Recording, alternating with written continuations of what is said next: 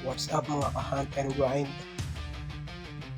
Unlock lang natin ang Herbalist House True Identity. Kailangan nyo ang request na to,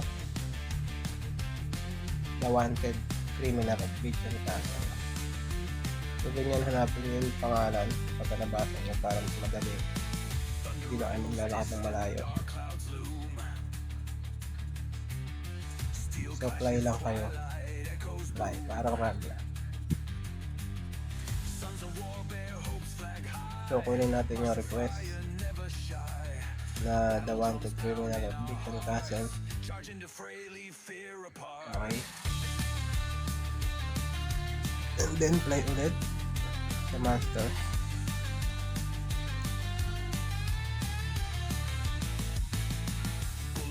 Nagpapatay lang kayo dyan ng 180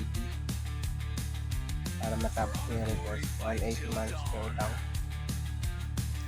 180 months monster.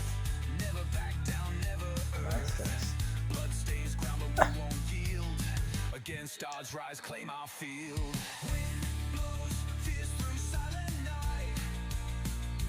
So ayan, 170, 179.